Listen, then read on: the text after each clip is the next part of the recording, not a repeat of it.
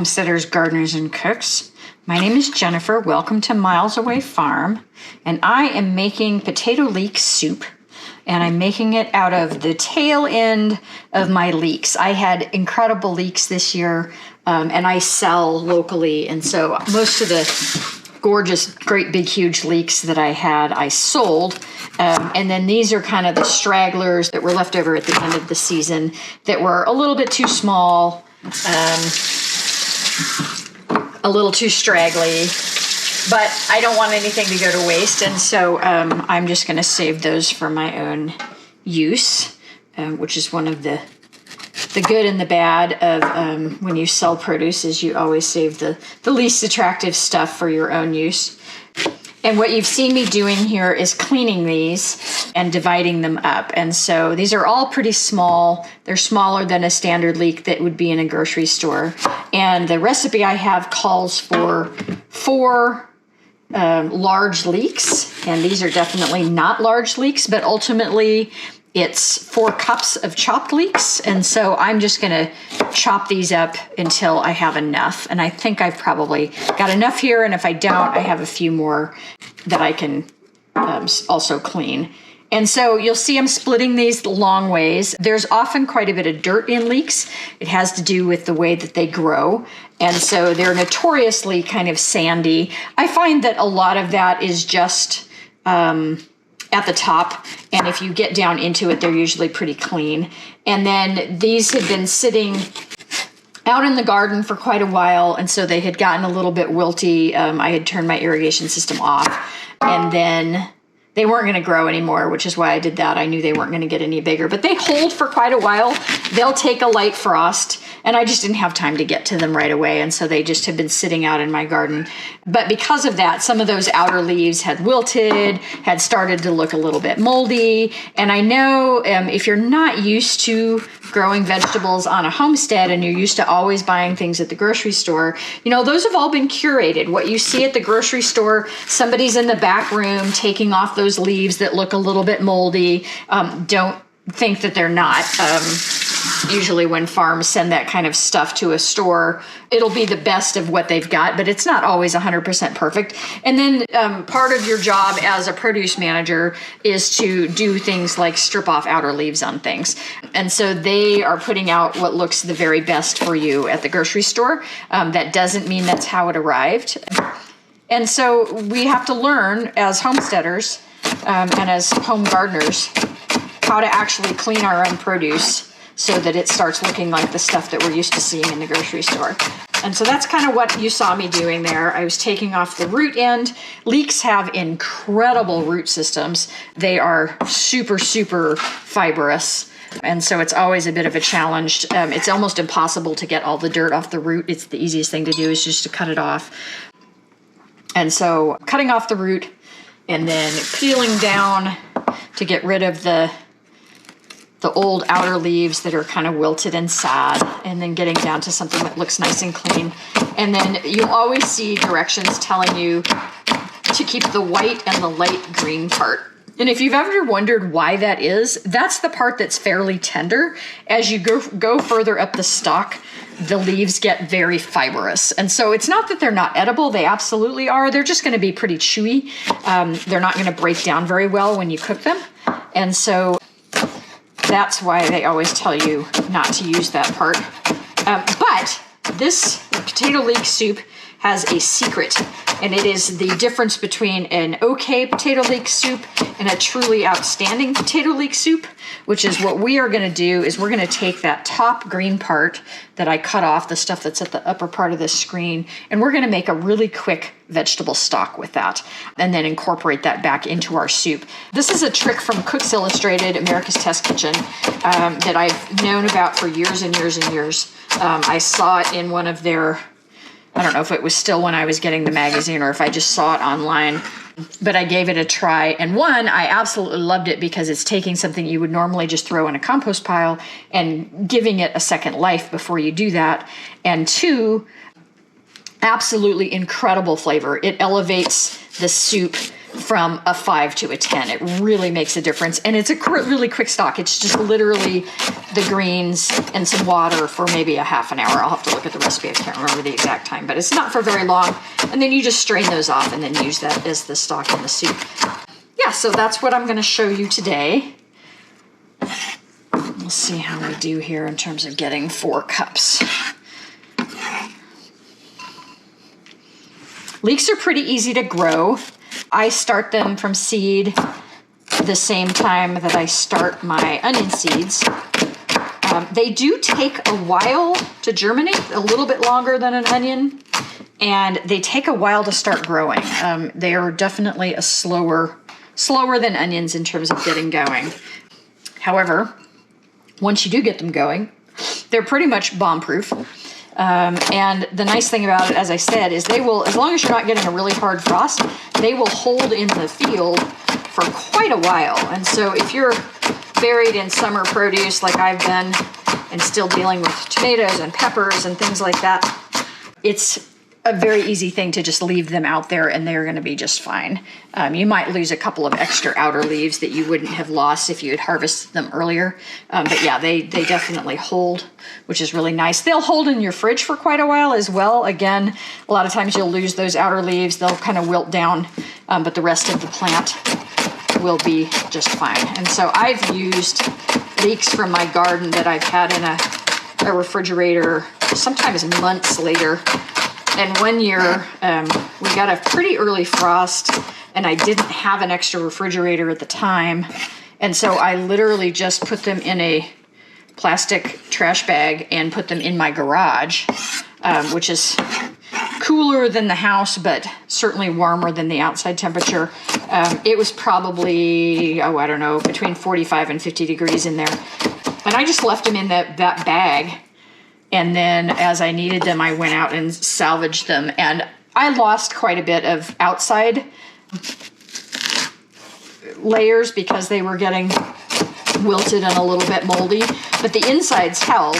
And I used those leeks well into the winter just by storing them in my garage. I see a little bit of extra dirt in that one.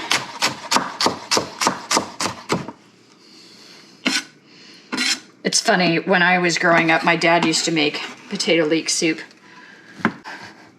And as was typical of my teenage behavior, I wanted absolutely nothing to do with it.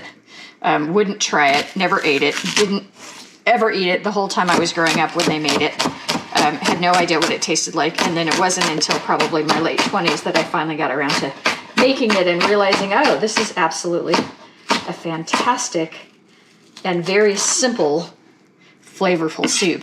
Leeks are not terribly expensive. Potatoes are not terribly expensive. This is a great economic soup to make for your family. If you had, chicken stock or beef stock, you could certainly use that in it, but it's not necessary. It can be a vegetarian dish very easily. All right, so there is all of our leeks cut up. And we did end up with, I've got about 4 cups there. I'll turn you guys so you can see. So there's my about 4 cups, maybe slightly more. And so for the rest of this, for the green parts, I'm just gonna cut these into 1-inch pieces. I'm not gonna be real precious about it. And honestly, these have been rinsed. There's probably still a tiny bit of dirt on them, but we're gonna boil these, and then I'm gonna strain that stock and strain this stuff out. Any dirt that's in there is going to fall to the bottom of the pot, and I will just leave that behind. So I'm not going to worry about getting every tiny speck of dirt off of these, because we're going to sanitize everything by boiling. And I could have done even more of the green part. I didn't. I tossed the top where they were really super wilty, but you can salvage a lot.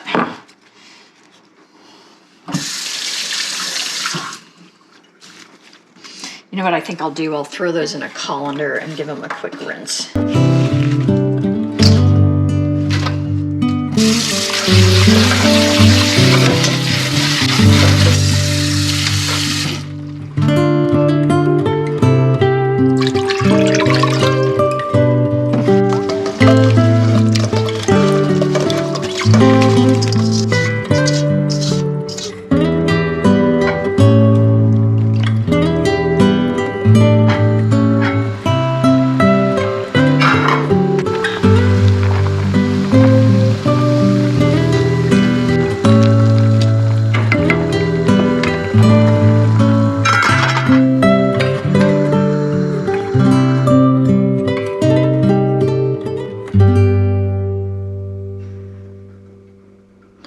stock is done and cooled.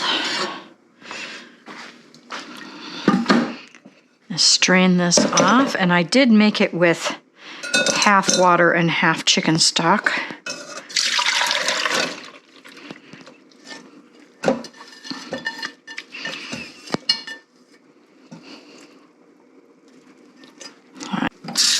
I'm going to cut up an onion. I know it seems odd to include onion in a potato leek soup recipe, but the addition of the onion does add another layer of flavor, and is not a bad addition. You don't have to do this, but the Cook's Illustrated recipe calls for it. An old Food Network recipe that I have for potato leek soup does not call for it, so I kind of do a hybrid between the two. And this is all going to get blended, and so I'm not worried about super fine dice here because we're going to hit it with the stick blender.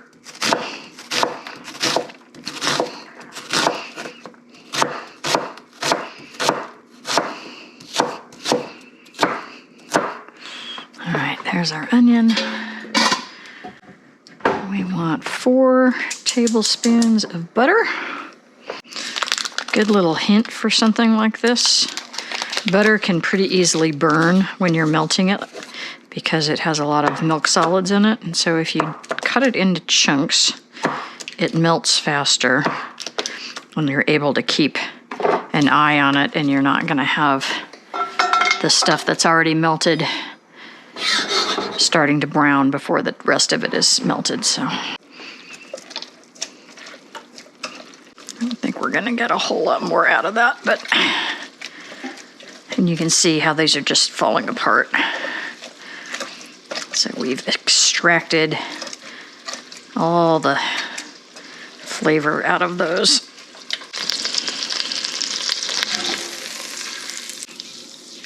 All right, our butter is nicely melted. We're going to add in our leeks.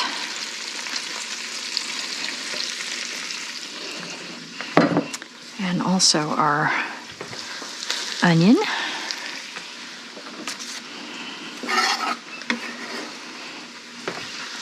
Going to add in a teaspoon of table salt. That butter, by the way, was unsalted. Let this sweat down and get soft for about 10 minutes. We are not trying to brown everything. We are just trying to sweat everything and soften it up. So watch your heat. In fact, I'm going to move this over. This burner is slightly smaller, and I find I have an easier time sauteing stuff over here where it's not going to get too hot. All right, so we'll stir that occasionally for about the next 10 minutes. Not surprisingly, given this is potato leek soup, the other big element here is potato.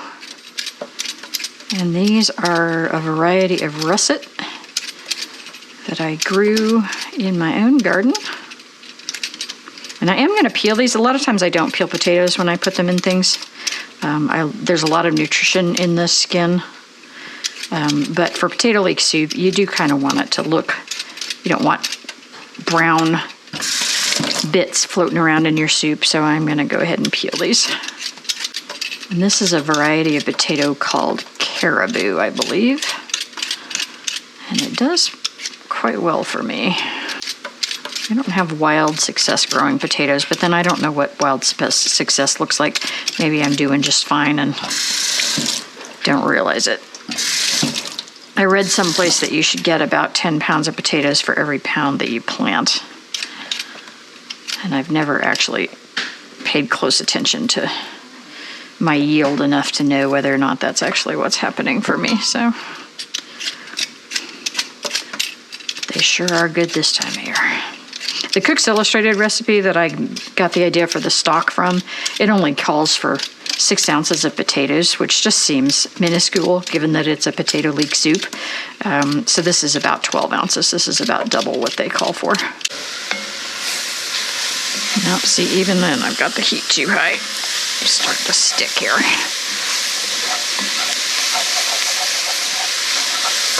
I don't often cook in just butter because I find that it's difficult to keep things from overly browning when you're using butter, because those milk solids in there just tend to brown really quickly. All right, we're doing all right.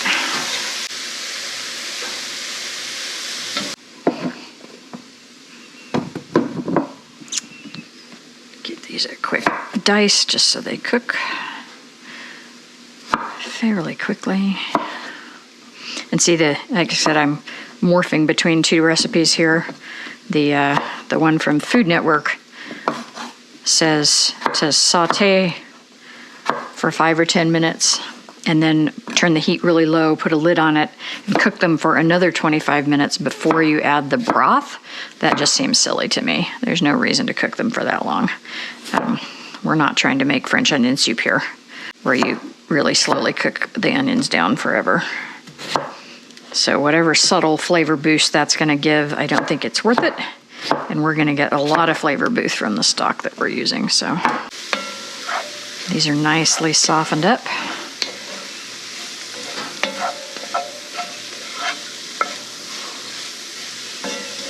Which is all we were really looking for. All right, I'm going to throw in our potatoes.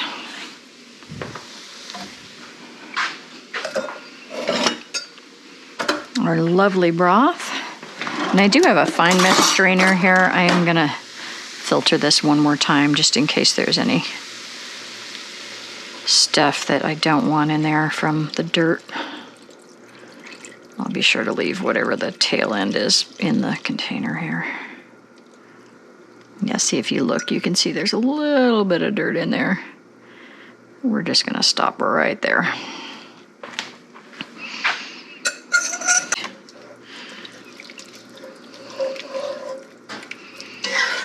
We're going to cook this until those potatoes are fully softened. We're going to add in a bay leaf, maybe 2, because these are kind of small. These are from my own bay leaf tree.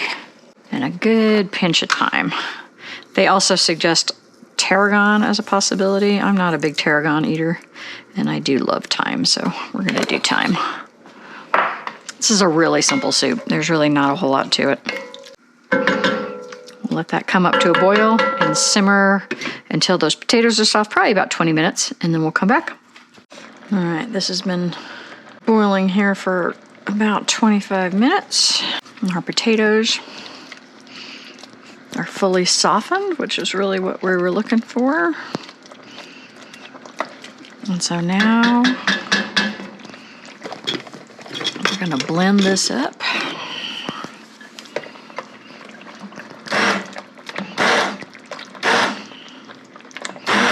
Start by hitting those potatoes.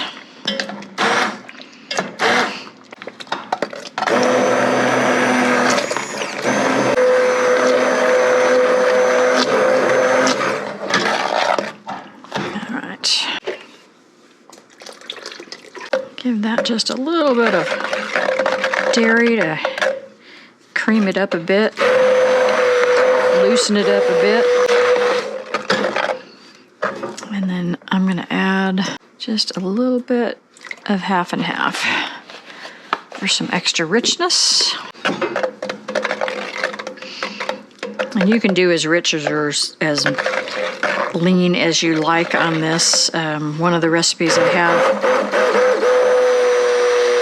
calls for buttermilk, which is actually almost all buttermilk is low fat. One of them calls for heavy cream. So yeah, whatever you feel like is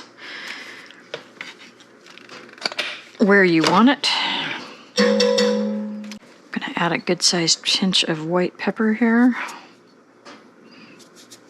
Black pepper is fine. White pepper just blends in a little bit more. Since I have it, might as well use it. And the chicken stock I added to this didn't have any salt in it, so it's possible that this is going to need some salt.